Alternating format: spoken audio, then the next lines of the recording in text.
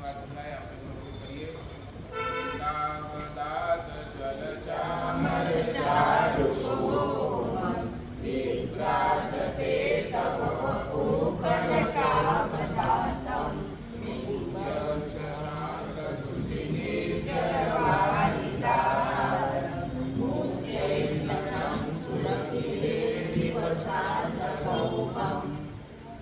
ઓમ શ્રી મારો નમો ગોરગણાણમ ઓમ રીમ શ્રીમ પાર્શ્વનાથાય હરિમ વર્ણેન્દ્ર પદ્માવતી સહિતાય અટ્ટે મટ્ટે શુદ્ર વિગટે શુદ્રાન સ્તંભય સ્તંભય રક્ષા ગુરુ ગુરુ સ્વાહા.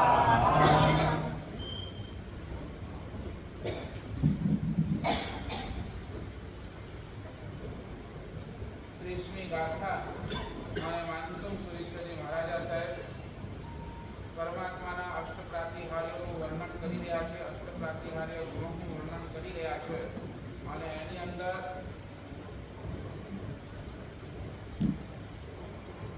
આપણે જોયું સૌથી પહેલા એમને વર્ણન કર્યું એનો તો કે અશોક વૃક્ષનો, પછી વર્ણન કર્યું સિંહાસનનું અને આજે એ ચામર નામના પ્રાતિહાર્યનું વર્ણન એ માનતુમ સુરેશ્વરજી મહારાજ સાહેબ 30મી ગાથાની અંદર કરી રહ્યા છે.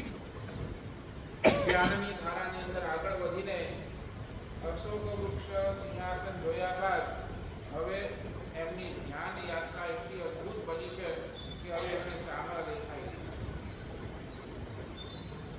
આજુબાજુ પરમાત્માના આજુબાજુ વિંજાતા એ ચામર એ કેવા છે તો મોગરાના ફૂલ જેવા એકદમ સફેદ ચામરો છે. એવું તો મોગરાનો ફૂલ કેટલો સફેદ હોય, વ્હાઈટ હોય, એવા એ વ્હાઈટ ચામરો એ ત્યાં વિંજાઈ રહ્યા છે. અને ભગવાનનો દેહ કેવો છે તો સુવર્ણ વર્ણની કાયા છે અને એ દૂધ જેવું ચામર જ્યારે ભગવાનને વિંજાતું હોય ત્યારે આમ દેખાય છે કે જાણે બોલો દૂધ જેવું ચામર એ અભિષેક થઈ રહ્યો છે.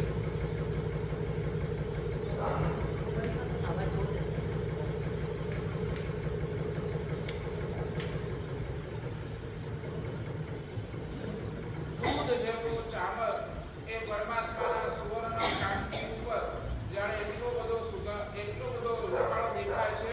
અહીંયા ઉપમા આપી છે મેરુ પર્વતની. મેરુ પર્વત કેવો છે તો મેરુ પર્વત સોનાનું મેરુ પર્વત છે અને એના ઉપર જ્યારે આ પરમાત્માનો અભિષેક થતું હોય અથવા તો પણ એ મેરુ પર્વત ઉપર જ્યારે ઝરણાઓ આમ ઉપરથી નીચે વહેતા હોય તો એ સફેદ ઝરણા જાણે સોનાના શિખરો ઉપરથી સફેદ ઝરણું કેવું વહેતું હોય, જાણે કે આકાશની અંદર એ ચંદ્ર કેવો જે દિવ્યમાન દેખાતું હોય એવું એ પરમાત્મા અને એ ચામર અને ચામરથી પરમાત્મા અને પરમાત્માની શોભા એટલી બધી જે દિવ્યમાન થઈ ગઈ છે જાણે ચામર વિંજાય.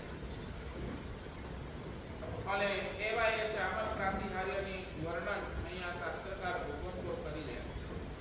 ખૂબ સરસ મજાની વાત શાસ્ત્રકાર ભગવંત કરે છે કે પ્રેમના માર્ગની અંદર જો તમને આગળ વધવું હોય, પ્રેમ તમારા જીવનની અંદર આપવું હોય, પરમાત્માના પ્રેમના માર્ગે જો તમને ચાલવું હોય તો તમને 100% કાંઈક ને કાંઈક પે કરવો જ પડશે.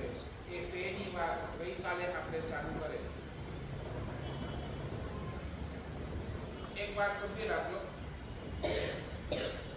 સિંહ છે ને, સિંહ ભૂખ્યો મળશે પણ ક્યારેક પણ છે ને ઘાસમાં મોઢું નહીં નાખે. ચાતક પક્ષી જે ચાતક પક્ષી તરસ્યો મરી જશે પણ ક્યારેક પણ છે ને ગટરનું પાણી તો એ નહીં જ પીએ. સતી સ્ત્રી પોતાનું જીવન સમાપ્ત કરી દેશે પણ ક્યારેક પણ પર પુરુષનું પડતું તો નહીં રહેશે. આપણે આપણી જાતને મહાન બનાવવા ઈચ્છીએ છીએ અથવા તો સારો માનું છું તો એનો એક જ માપદંડ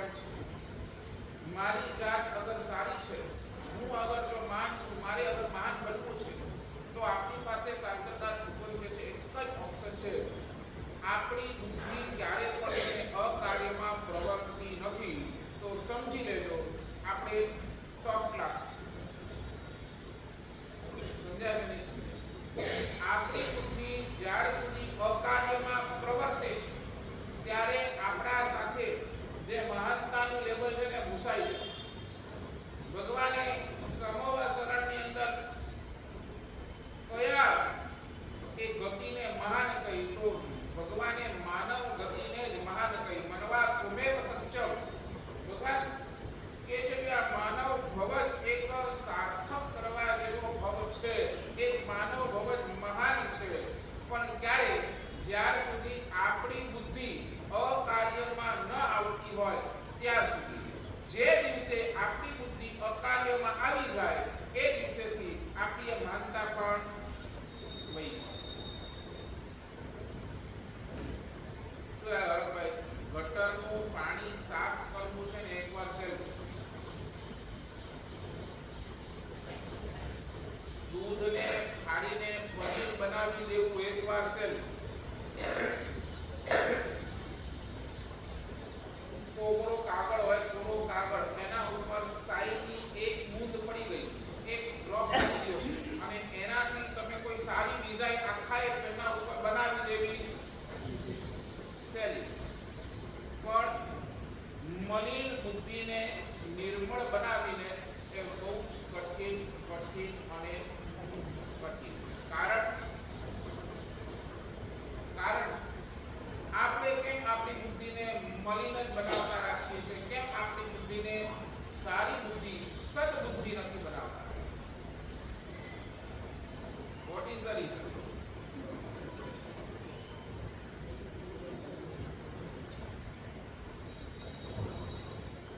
કેમ?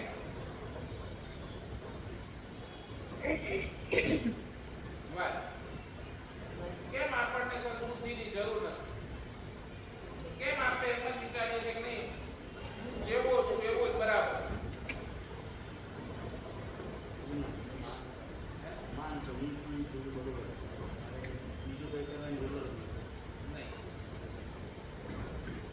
અલગ જ વાત કરે છે અહીંયા શાસ્ત્રકાર એમ કહે છે મનને છે ને હંમેશા માલિક બનવામાં ઇન્ટરેસ્ટ છે.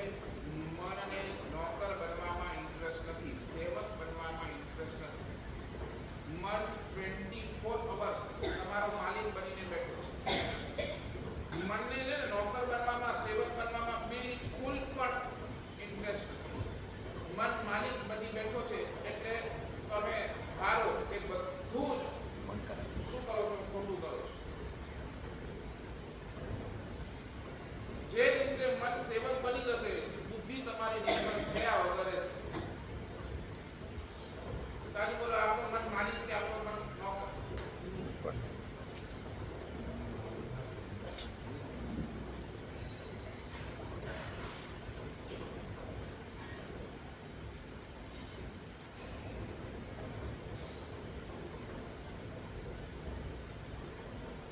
એટલે એક ચીજ સમજી રાખજો, અંતઃકરણને સુધારી દેવામાં છે, મનને સુધારી દેવામાં, મનને તમને જો તમારો સેવક બનાવી રાખવામાં જો તમને ઇન્ટરેસ્ટ છે ને તો શાસ્ત્રકાર ભગવાન કહે છે બે ગુણ બહુ ઇમ્પોર્ટન્ટ છે. બે ગુણ તમારી પાસે આવી જશે તો તમારો મન તમારો સેવક બન્યા વગર રહેશે.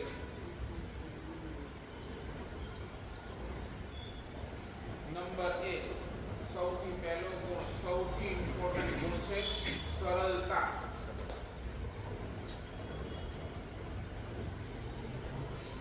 જ્યાર સુધી મન દંભી છે, દંભી સમજો ને, દંભી છે ત્યાર સુધી એ મન માલિક જ છે. અને જે દિવસે મન સરળ થઈ ગયું ને એ દિવસે મન સેવક છે.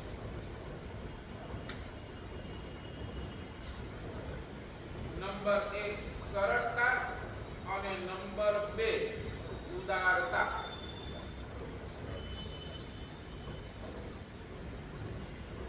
આજ સુધી મનને છે ને બધું જ પકડી રાખવાની, બધું જ સંગરી રાખવાની આ વૃત્તિ મનની છે અને એટલા માટે મન તમને છે ને દોડાવે. અરે આ પણ ખપે, આ પણ ખપે, આ પણ જોઈએ, આ પણ જોઈએ, આ લઈ આવો, આ લઈ આવો, આ લઈ આવો. એટલે મન શું કરે છે? બધું સંગ્રહ વૃત્તિ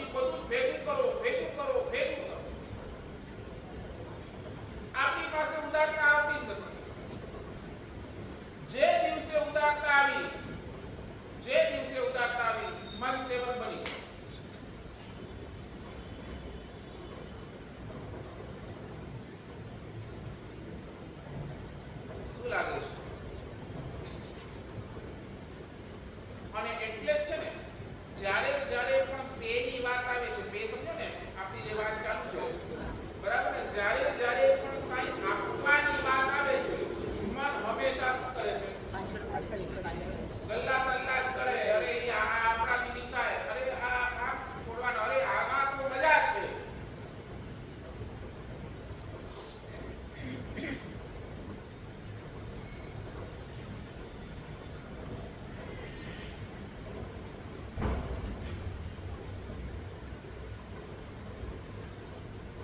મેં તમને ત્યારે પણ વાત કરી, આપણે જ્યારે 27મી ગાથાનું વિવેચન કરતા હતા ને, ત્યારે મેં કીધું હતું કે જો મારે, યાદ છે કે નહીં, ભૂલી ગયા, પગથિયા, રસમંડળ, ગર્ભગૃહ, અકાર્ય, અકાર્યમાંથી અશુભમાંથી શુભમાં, શુભમાંથી શુદ્ધમાં જાઓ, અને અશુભમાંથી શુભમાં આવવા માટેની 3 સ્ટેપની વાત ત્યારે મેં કરેલી હતી. એની અંદર પહેલી વાત મેં કીધી સાધનામાં કચાસની,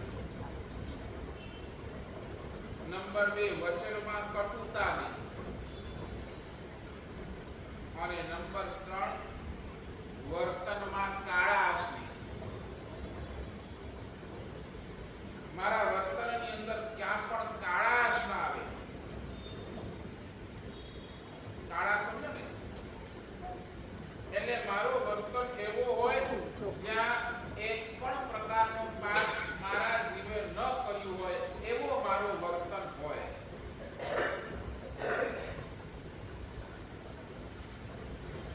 અને આ શુભનો માર્ગ જે દિવસે આપણે પકડીશું તે દિવસે શુદ્ધ તરફ આપણે આગળ વધીશું.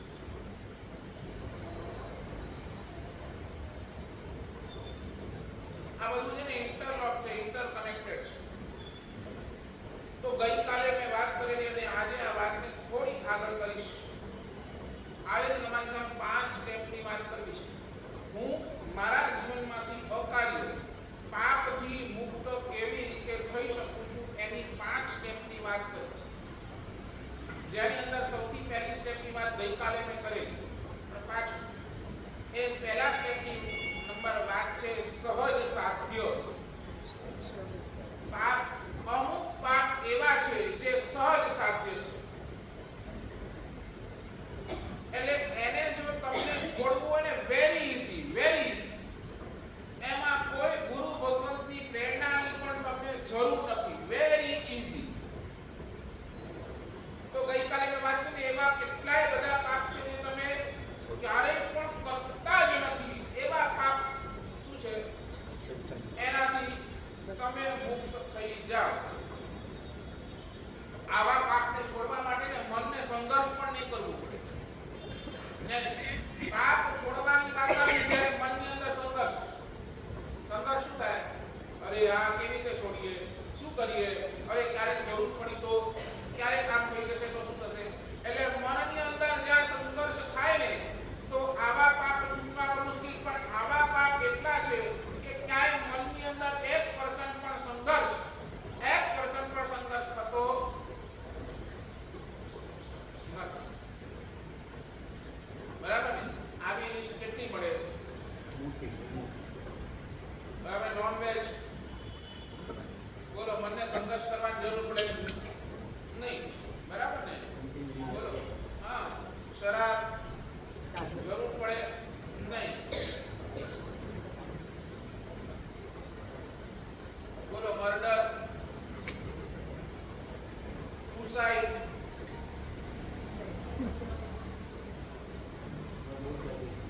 હા હમણાં તો બહુ ચાલુ છે સુસાઇડ. બોલો, આ બધા ચીજો માટે ક્યારે પણ મનને છે ને સંઘર્ષ કરવાની જરૂર પડતી નથી. આ બધા સહજ સાધ્ય છે, વેરી ઇઝી છે, છોડી શકો તો.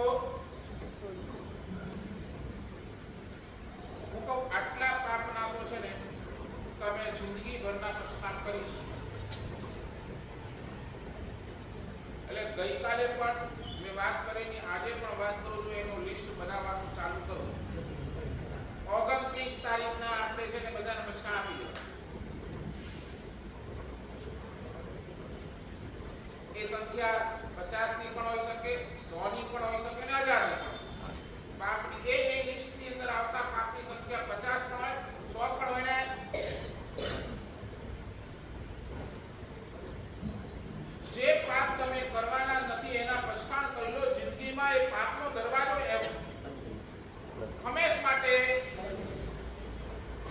મદદથી.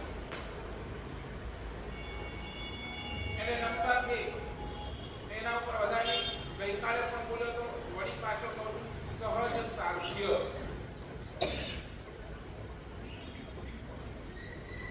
નંબર 2 સ્મૃતિ સાધ્ય. સ્મૃતિ સાધ્ય એવા કેટલાય પાપ છે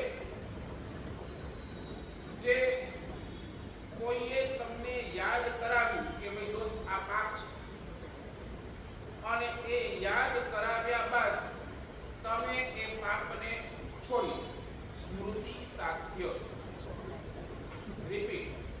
કેટલા એવા પાપ છે જે તમને કોઈ યાદ કરાવે અને એ ઓન ધ સ્પોટ તમે કહો કે અરે આ પાપ તો નહીં કરતો.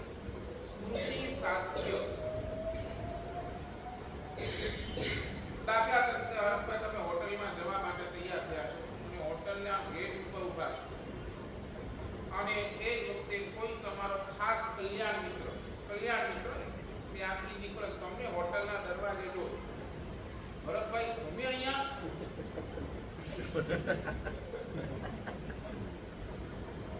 સમજાય છે હું શું કહું છું? અને એ જ વખતે તમને યાદ કરાયો તમે અહીંયા, તો એ જ વખતે તમે પાછા પડી જાઓ.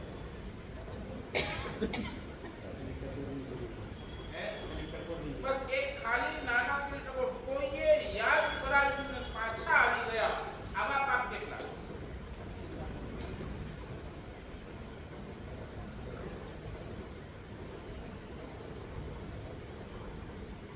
ઘણી વખત એવું લાગે અમારા જીવનની અંદર પણ ક્યારેક છે ને ગુસ્સામાં બોલાય, ત્યારે ગુરુદેવ અમને ટોકતા, ધર્મશેખર આ બરાબર નથી. એ જ વખતે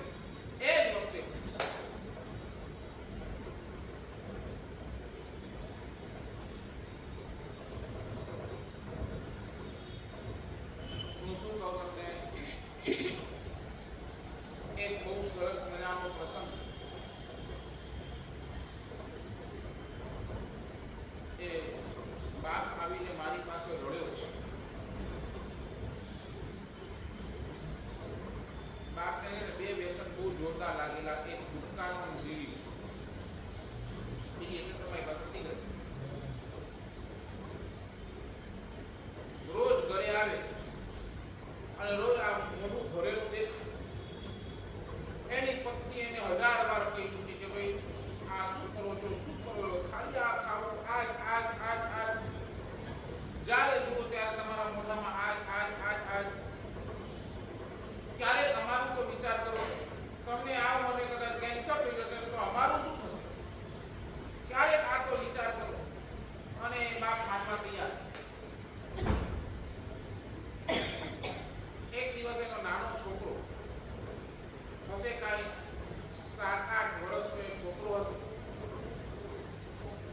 પપ્પા રાતના ને ઘરે આવ્યા છે કામથી, એકદમ ફ્રસ્ટ્રેટેડ હતા. શું ખબર ધંધાની અંદર જે પણ કાંઈ હશે, અને આવીને હજી તો જમ્યા નથી ને એની શું ચાલુ થઈ ગઈ? સિગરેટ ચાલુ. દીકરો પપ્પાની પાસે આવીને બેઠો અને દીકરાએ પપ્પાને એટલું કીધું, પપ્પા તમને અમારી પરવા નથી, મારી પરવા નથી, મમ્મીની પરવા નથી, અને તમે આ સિગરેટ પીઓ છો, આ ગુટખા ખાવ છો ને, પપ્પા આજથી અમે તમને નહીં ટોકીએ. આજથી અમે તમને બિલકુલ પણ ટોકશું નહીં. પણ મારી છે ને 2 કન્ડિશન છે. તમારી મારી 2 કન્ડિશન માનવી જ પડશે. બાપે કીધું શું કન્ડિશન છે? નહીં, પહેલા પપ્પા તમે મને પ્રોમિસ આપો, તમે મારી 2 કન્ડિશન માનશો પછી જ મારી કન્ડિશન કહીશ. નહીં બાપે કીધું નહીં, તું બોલ પેલા કન્ડિશન શું છે? મને લાગશે તો હું માનીશ, બાકી નહીં તો તારી કન્ડિશન માનીશ નહીં. પપ્પા તમને અગર જો મારા પ્રત્યે થોડો પણ પ્રેમ હોય, જો તમે મને પોતાનો દીકરો ગણતા હો ને, તો મને ખાલી 2 કન્ડિશન આપો, અને આ 2 કન્ડિશન તમે કરી શકશો, એમાં તમને ક્યાંય વાંધો નહીં આવે. અને આખર તો પિતા ને એને કીધું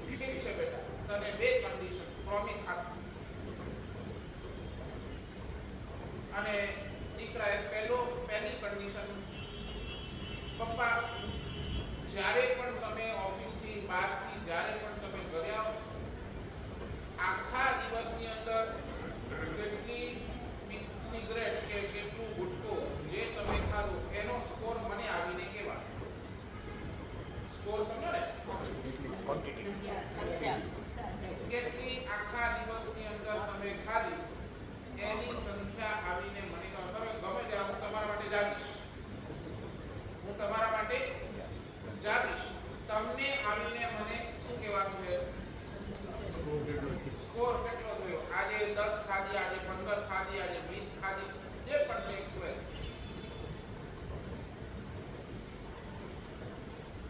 અને પિતાએ કીધું કે ઠીક છે, આવીને તને સ્કોર કહી દઈશ.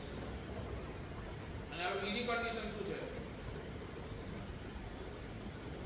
પિતાજી, બીજી કન્ડિશન મારી એવી છે, જેટલું સ્કોર કહો ને, જેટલું સ્કોર એટલા લાફા મને મારો.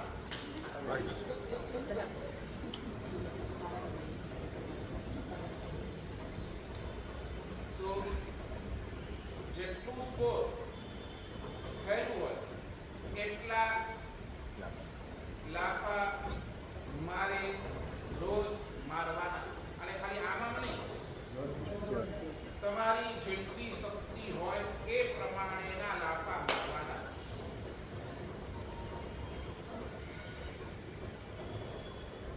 બાપ રડી કે પિતા રડી? દીકરો કે આખો પરિવાર અનાથ થઈ જશે. અને આખા પરિવાર અનાથ તો થાય આખો સમાજ એમને લાફો મારશે. એના કરતા તમે લાફા મારો ને અમને હજી વધારે સારું.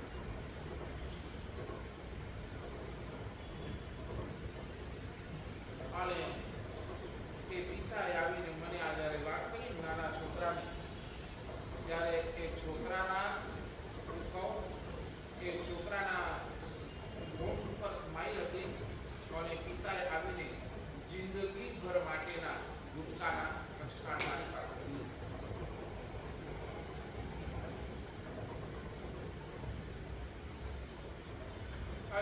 એક વ્યસન કરતા પહેલા તમે ક્યારે તમારા પરિવારને પૂછ્યું?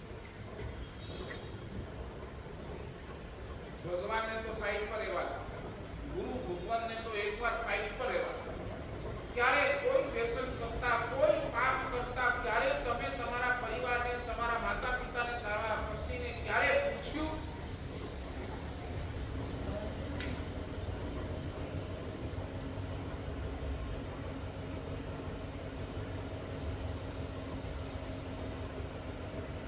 પાછો રિપીટ કરું, એક વાર યાદ કરાવે તમે પાછા આવી જાઓ. સ્મૃતિ સાથીઓ, અધ્યાત્મ ક્ષેત્રની અંદર આને લખ્યું સારણા. સારણા, વારણા, ચોયણા, પડી ચોયણા. 4 સ્ટેપ. પાપથી અટકાવવા માટે શાસ્ત્રકાર ભગવતનો એક 4 સ્ટેપ. અમારા સાધુ જીવનની વાત છે કે જીવ પાપથી અટકાવવા માટે ગુરુ ભગવાન શું કરે? તો 4 સ્ટેપ કરે. સારણા, વારણા, ચોયણા, પડી ચોયણા. એમાં સૌથી પહેલું છે સારણા. સારણા એટલે શું? બસ ખાલી તમારા મેમરીની અંદર યાદ કરાવી દો કે આ ખોટું છે, આ પાપ છે, અને તમે પાપથી પડી ગયા.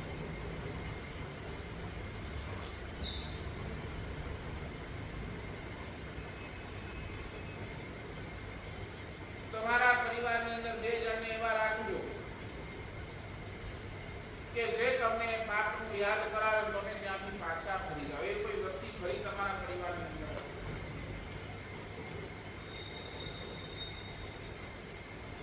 એવી 2 વ્યક્તિ રાખો જેના આંખની અંદર તમે ક્યારે આંસુ નથી જોઈ શકવા. એવી 2 વ્યક્તિ.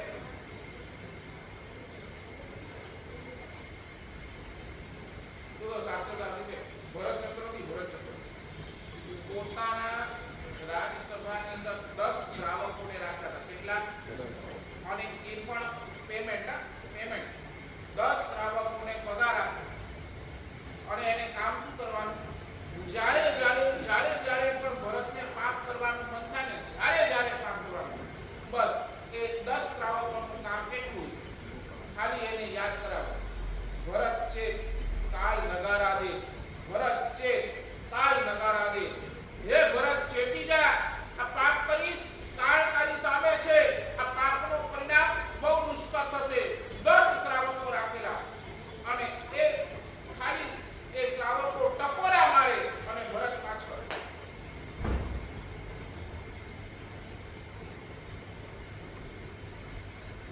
સાચું એવું કોઈ વ્યક્તિ તમારા જીવનની અંદર તમને ટકોરા મારે, એ આ ખોટું છે અને તમે પાછા આવી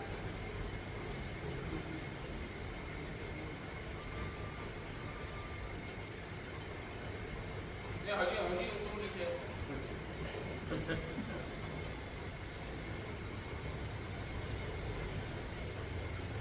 કૂતરો જો પાળતું કૂતરો કોઈના ઘરે બંધાયેલો હોય ને કૂતરો, નોલો માણસ આવે, નોલો માણસ એના ઘરની અંદર રહેલો કૂતરો છે. કોઈ અજાણ્યો માણસ આવે, કૂતરો શું કરશે? રોકવા માટે જશે, એના ઉપર એટેક કરવા માટે જશે. પણ જેવો એના ઘરનો માલિક આવે, હે ટોમી બેસી જા, બેસી જશે ને. એ ટોમીને એટલી ખબર છે કે મારો માલિક છે ને મારે બેસી જવાનું, મારે ઓલો એટલો વફાદાર છે. આપણે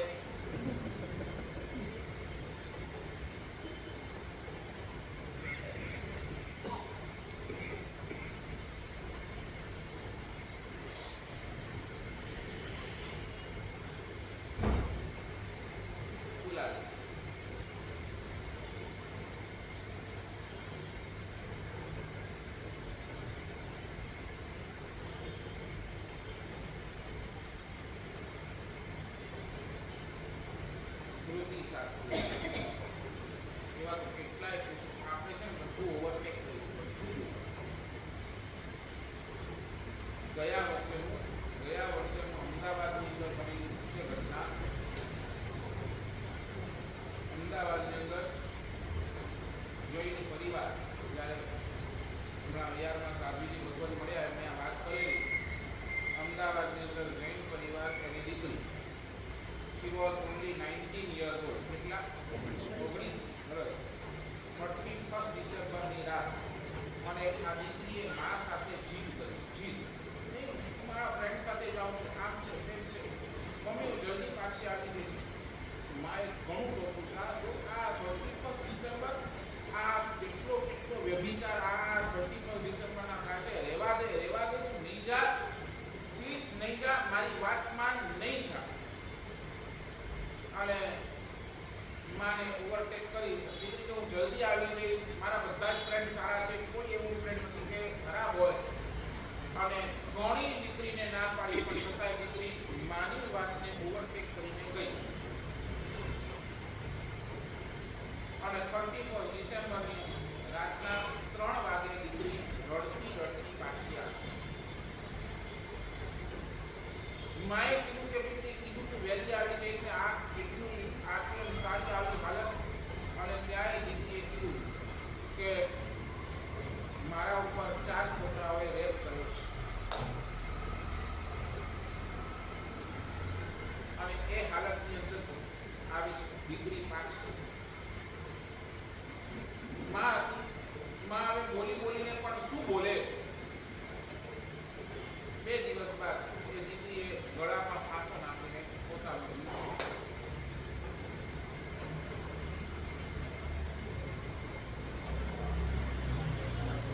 સ્મૃતિ સાથે વળી પાછો કહીશ, એવા પાછું તો અટકી જજો જે કોઈ એક વાર તમને યાદ કરાવે આ બરાબર નથી, પાછા.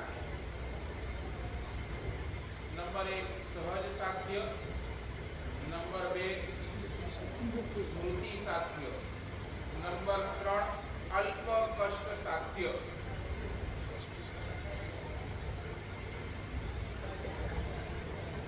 પાપનો ત્યાગ તો થશે પણ થોડી તકલીફ થશે, થોડી તકલીફ.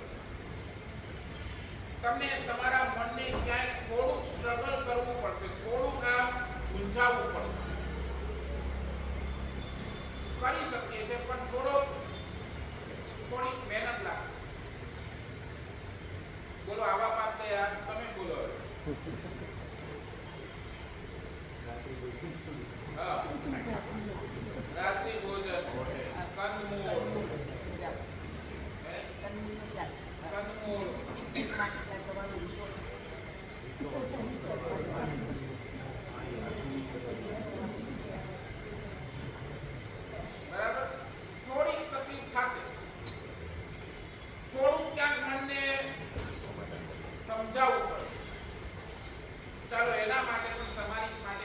કાઢી આપો. આવા પાપને છોડવા પણ તમારા માટે ઈઝી થઈ શકે એના માટે એક નાનકડો રસ્તો તમને આપું. જ્યારે જ્યારે આવા પાપ કરવાનું મન થાય ને, રાત્રિ ભોજન છે, કંદમૂળ છે, તમે સમજો શકો છો કે સાહેબ હવે ક્યાં શું કરીએ, તો એક કામ કરો, સમય અને સ્થાન ડિસાઈડ કરી દો કે આ સમયની અંદર આ સ્થાનની અંદર આ પાપ નહીં કરો. સમજ્યા નહીં સમજ્યા? યાત્રા એક સમય ડિસાઈડ કરો અને બીજું સ્થાન ડિસાઈડ કરો. બરાબર? આ સમય અને આ સ્થાનની અંદર તો આ પાપ તો નહીં જ કરું. રોજ ટીવી હું નથી છોડી શકતો. રોજ ટીવીનો ત્યાગ મને શક્ય નથી. તો આટલું તો કરો. સંવત્સરીના દિવસે ટીવી નહીં. ન થાય? બરાબર ને? રોજ ટીવીનો ત્યાગ નથી કરી શકતો તો એક સંવત્સરીના દિવસે તો ટીવી.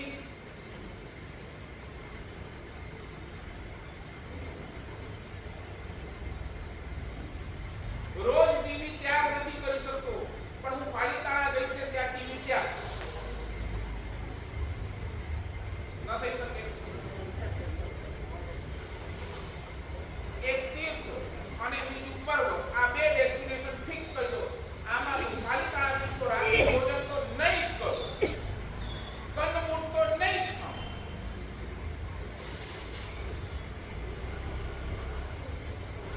થઈ શકે કે નહીં થઈ શકે? આટલું તો આપણે કરી શકીએ ને. એક સમય ડિસાઈડ કરો, એક સ્થાન ડિસાઈડ કરો કે ભાઈ આ સમય અને આ સ્થાનની અંદર આ પાપ નહીં કરો. તમે ધારી શકો ને સવારના 9 થી 10 આ પાપ હું નહીં કરું. એક ટાઈમ ફિક્સ કરી શકો ને. બરાબર? આના તમે રોજ સવારના 7:30 થી 8:30 પ્રવચનમાં આવો છો.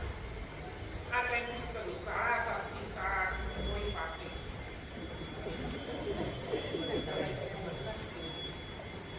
શક્ય છે કે નહીં? એકદમ ટાઈમ ફિક્સ થઈ ગયો ને 7:30 થી 8:30 પાપ નથી. રાત્રિ ભોજનનો નથી, કંદમૂળનો કે આવો કોઈ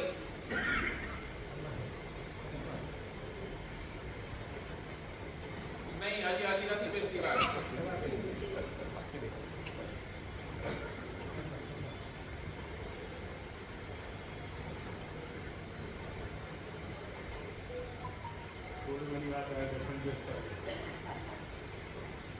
હજી સિમ્પ્લિફાય કરું. તમે આવો મારી પાસે ને એટલા રસ્તા છે ને મારું કામ એટલે તમને પાપ છોડાવવું. વારે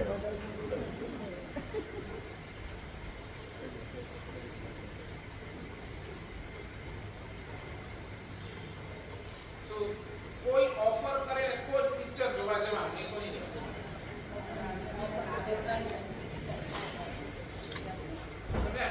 મારા પૈસાથી પિક્ચર નહીં જોઈશ. કોઈ ઓફર કરશે ને ચાલ દોસ્ત મારી પાસે 2 ટિકિટ છે અને આપણે આ ભેગા જઈએ, મારા પૈસાથી પિક્ચર કોઈ ઓફર કરશે ને તો જ જઈશ, નહીં તો નહીં.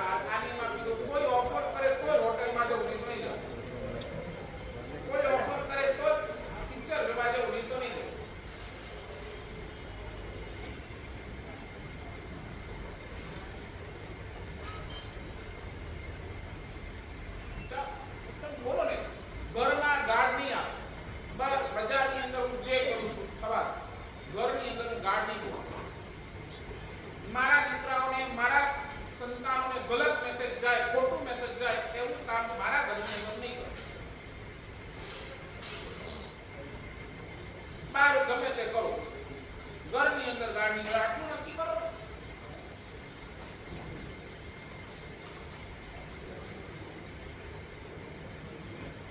તમને ખબર નથી આ આપણે ત્યાં મહાપુરુષ થઈ ગયા વંચુલ. વંચુલ શું?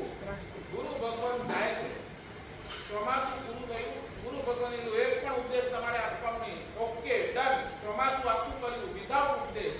જ્યારે જાય છે ત્યારે આ વંચુલ એટલો જીવ, ઉત્તમ જીવ વડાવવા માટે જાય છે. અને વડાવવા માટે જાય છે ને ત્યારે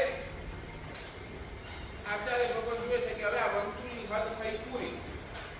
અને જેવું વંચુલની હદ થઈ પૂરી એટલે આચાર્ય ભગવાને વંચુલને એટલું કીધું કે દોસ્ત તને છે ને 4 નિયમ આપવા છે, કાંઈક ઘરમાં આપવો છે. તો વંચુલે કીધું ચાલશે તમે આપો, પણ મારી આ કન્ડિશન છે. શું કન્ડિશન? જો હું ચોર છું, હું લૂંટારો છું, હું લૂંટફાટની છું, લૂંટફાટમાં ક્યારે મારે મર્ડર પણ કરવું પડે તો હું કરીશ. મારે તો જીવન એવું છે ક્યારે મારે નોનવેજ વાપરવું પડશે તોય હું વાપરીશ, ક્યારે મારે રેપ કરવું પડે તોય હું કરીશ. કોણ બોલે છે આ? મારી આ કન્ડિશન છે. હું તો ચોર છું, મારું કાંઈ ધરો નહીં, મારે ત્યાં નોનવેજ પણ ખાવું પડે, ત્યાં મર્ડર પણ કરવું પડે, ત્યાં રેપ પણ કરવું પડે. મારી આ બધી કન્ડિશન છે. એમાં તમને મને નિયમ આપવો હોય તો આપ. ત્યારે ગુરુ ભગવાનને રસ્તો બતાવ્યો. દોસ્ત તને છે ને ઓપ્શન આપું છું, તારે નોનવેજ જ ખાવું છે ને તો એક કામ કરજે, નોનવેજ ખાજે, પણ કાગડાનું માંસ નહીં ખાજે.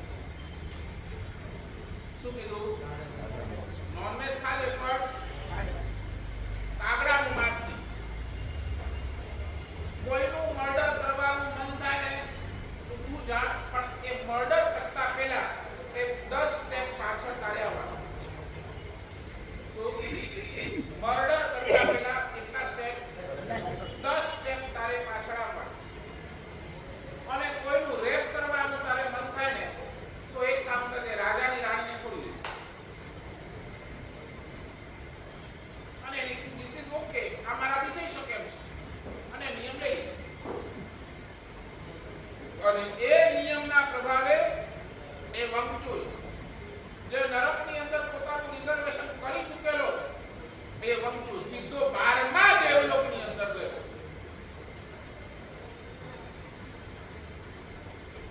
ક્યાં? અરે અમે પણ છે ને ઉત્તમ સાધુ જીવન મારીને ઉત્તમ સાધુ તોય કેટલા ચોથે દેવલોક છે. બહુ તો સાધુ માટે, અમારા માટે કહ્યું ઉત્તમ સાધુ જીવન પાડો તો ક્યાં સુધી જવાનું? ચોથે. અને આ વંચુલ ક્યાં ગયો? ખાલી આટલું નક્કી કરી લીધું બસ.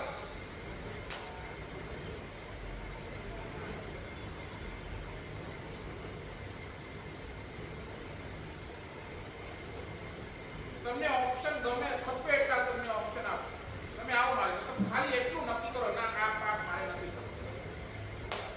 ઓપ્શન મારી પાસે ઘણા છે. શું થશે આનાથી? એક જીવનની અંદર એક ઝડપત થશે. આ પણ હું કરી શકું છું,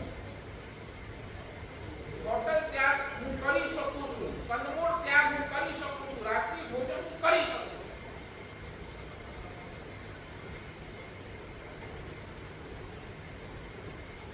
ઘણા આવે મારી પાસે, મારા સાહેબ ચાયની બોરી ખરાબ આદત, ચાય જો નશો એરો આવે ને ઘણા કે સાહેબ ચાયનો નશો એવું છે ને સાહેબ કોઈ તપ જ નથી, તારી ચાય છોડાવી.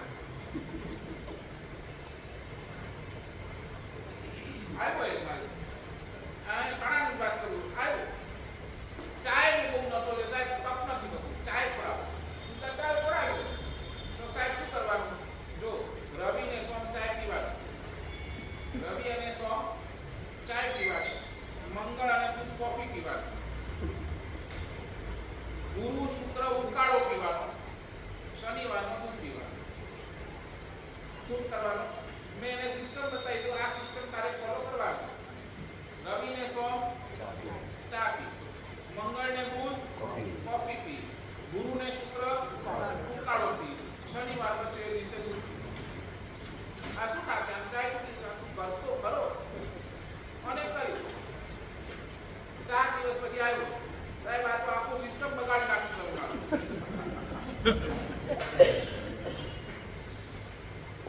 ચાય પીવું તો કોફી યાદ આવે, કોફી પીવું તો ઉકાળો યાદ આવે, ઉકાળો પીવું તો દૂધ યાદ આવે, પીવું તો હું પીવું.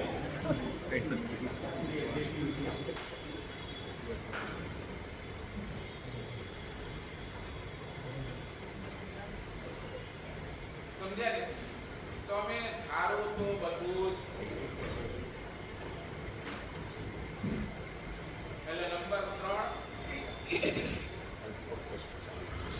અલ્પ કષ્ટ સાધ્ય. નંબર 4 તીવ્ર કષ્ટ સાધ્ય.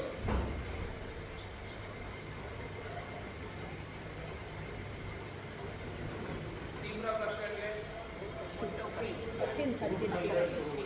બહુ સંઘર્ષ કરે, તકલીફ પડી શકે, છોડવામાં પણ શું છે, તકલીફ પડી શકે. પણ આ બધું કરવા પહેલા છે ને, એક તમે મને આટલું કહો ને, તમારા હૃદયથી તમે કહો, તમારા સાચા હૃદયથી કહો તો તમે પાપ છોડવા માંગો છો કે નહીં, એની આ વાત તો પછી આગળ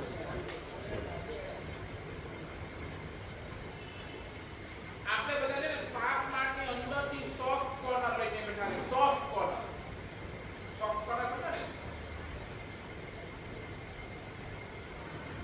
બહારથી તમે મારી હામાં હા કરો છો, સ્થિતિ કેવી છે? બહારથી તમે મારી હામાં હા મારશો, આ તો બહુ ઈઝી છે, આ તો બહુ જાણે કરી શકીએ. બહારથી તમે મારી હામાં હા કરો છો, અંદરથી તમારા માટે પાપ માટે શું છે, એક સોફ્ટ કોર્નર છે. ભલે મારા સાહેબ કે કહો તો બોલે તા ભલે બોલે રાડ્યો પાકે કરો પાકે કાઢું તો કેમ ને તા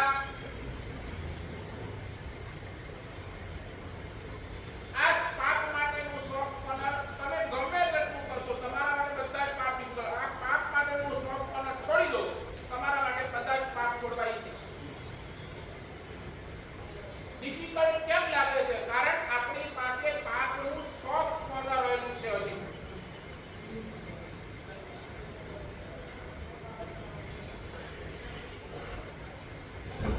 આ પાપનું સોફ્ટ કોર્નર એટલો બધો ભયંકર છે, તમારી જિંદગી બગાડી નાખશે.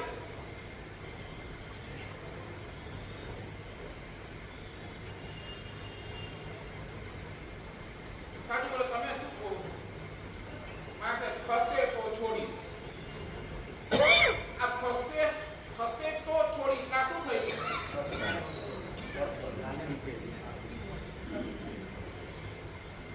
અને એમ કોને મારે છોડીને છોડવાની પૂરેપૂરી કોશિશ કરી તો 100% ક્યાંની ક્યાંક છૂટી જશે.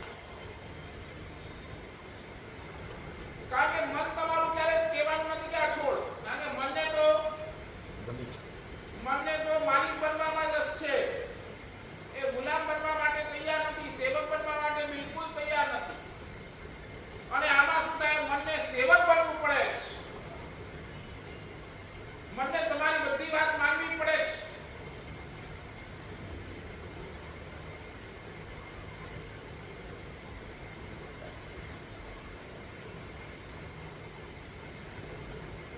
સાચું બોલો, આ પાપ મારે છોડવું છે કે નહીં, આટલું પહેલા કરો.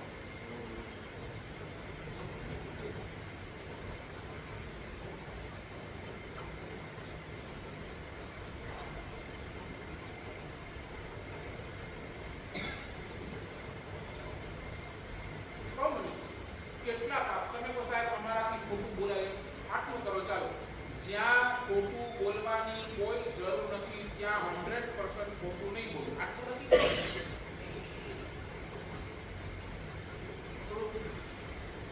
શું સમજ્યા? જ્યાં ખોટું બોલવાની જરૂર નથી ત્યાં 100% ખોટું નહીં જ બોલવું. એગ્રી? તો હમણાં શું કરતા હતા?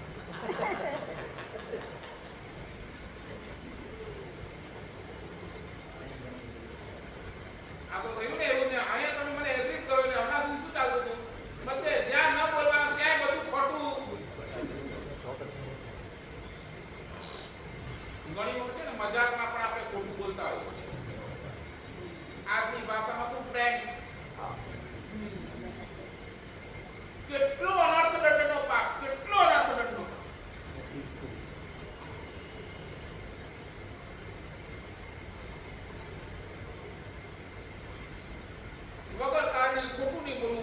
કારણે હિંસા નહીં કરું, વગર કારણે ચોરી નહીં કરું, વગર કારણે કોઈની મજાક નહીં કરું.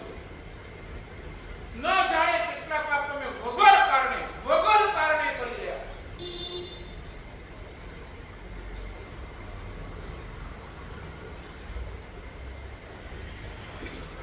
ન છૂટી શકે. બોલો, કરો ને નક્કી. જ્યાં જો જરૂરી હોય, સિચ્યુએશન કેવી હોય ને શું છે તમે જાણો,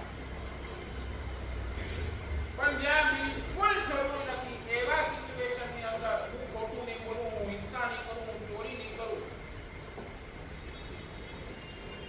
હું ક્રોધ નહીં કરું,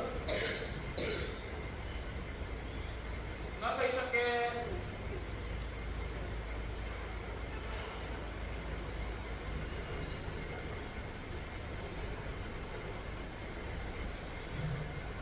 બહુ મુશ્કેલ છે.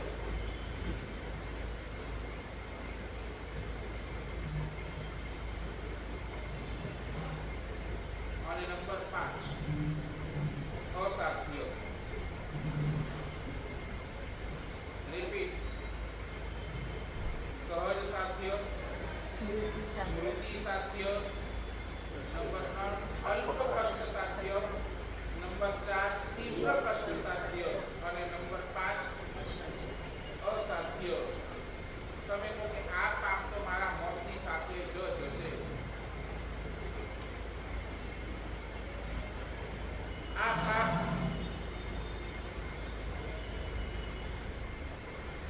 એવો પાપ જેના માટે તમે હૃદયથી હોંસલો મૂકી દીધો છો કે હવે આ માણસ નોટ પોસિબલ, છૂટકી જ નહીં શકે.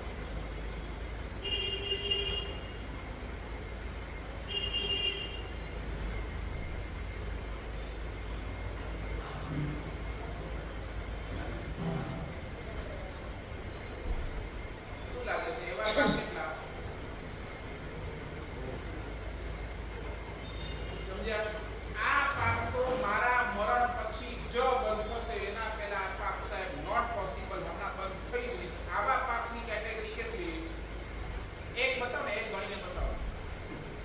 વાયુ કહે પંખાને એક તો છે ને હવે એક તો હવે શું આ હવે જરૂરી થઈ ગયા છે તમારા માટે. એક પાપ એવો તમે મને બતાવો જે સાહેબ આ નહીં ચૂકી શકે. નહીં જો આ તો છે ને અમારે માટે પણ નથી છોડી શકતા, બરાબર ને? ખાવું પીવું, આ ચાલવું, આ તો વી કેન ઓલ્સો નોટ. અરે હું શું, ભગવાન પણ એને નથી છોડતા. અરે સમજાય છે? ભગવાન પણ એ નથી. This is compulsory. એટલે ભગવાને કીધું આ છે ને કમ્પલસરી છે ને એને હમણાં ટચ નહીં કરો. પણ એવા પાપ કેવા કે જે તમારા સમજાય ને ગયા પછી જ જશે. વ્યસન હોય છે. હે? વ્યસન હોય છે. વ્યસન તો બતાવી દીધું મેં. છૂટે ક્યારેક કોઈ એ તો છોડી શકો એમ છે. ગોતો એક પાપ એવો કે જે તમારા મોત સાથે જાય. પૈસા હે? સંપત્તિની ને એને પણ તમે છે ને મેનિપ્યુલેટ કરી શકો છો. પરિગ્રહને તમે ક્યારે આટલા ટકાથી વધારે નહીં કર્યું, આટલી સંપત્તિથી વધારે સંપત્તિ નહીં, એ તમે મેનિપ્યુલેટ કરી શકો છો એને પણ. હે? શેની મોમાયા? ચાલો તમે કહો મોમાયા. એક કામ એનો પણ રસ્તો બતાવો. નહીં એનો રસ્તો શું હરકભાઈ? રાતના તમે 7 દિવસનો ટાઈમ આપો છો. આ 7 રાતની અંદર તમને છે ને ક્યારેય પણ આવું સપનું આવે મારી દીક્ષા થઈ ગઈ, લઈ લેવી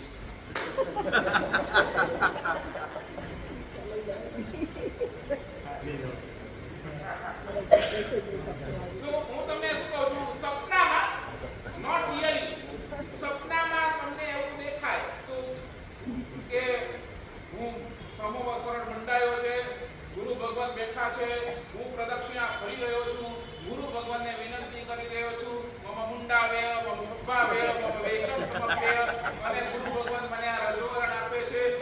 હું સારા એવા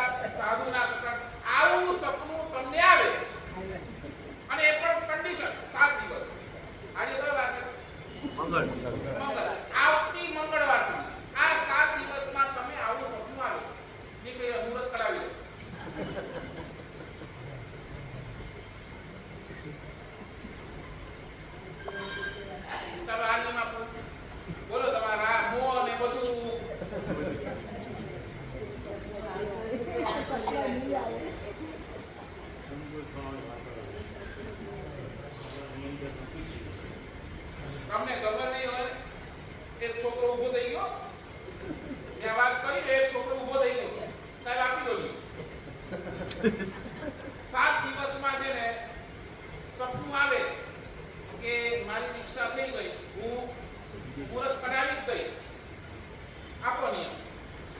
અને છોકરાને નિયમ આપ્યો. આટલું કોન્ફિડન્સ થી તું મને કહે છે કે સાહેબ 7 દિવસની વાત છે ને, 7 દિવસ સુવાનું જ કોને છે? સુવે તો સપનું આવે ને.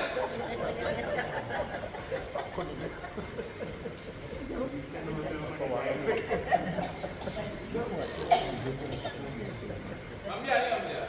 એટલે તમે કહો સાહેબ અમને તો વિચારવું જ તાપ વિચાર કે સબકોન્શિયસ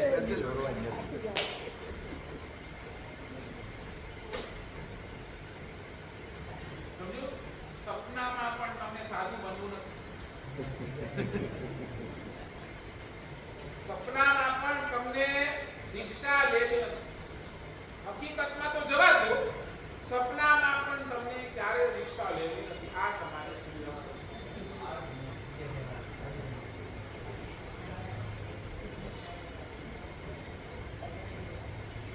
હું લાસ્ટ વાત કરીને પૂરો મારો સમય થઈ ગયો. શરીરનો રોગ છે ને એવી કેટેગરી સુધી જઈ શકે છે જ્યાં તમારું મૃત્યુ નિશ્ચિત થઈ શકે છે. શરીરનો રોગ એવી કેટેગરી સુધી જઈ શકે છે જ્યાં તમારું મૃત્યુ નિશ્ચિત કરી નાખે છે, પણ એક પણ પાપ એવો નથી જે તમે દૂર કરવા ઈચ્છો એ દૂર ન થાય. એક પણ પાપ એવો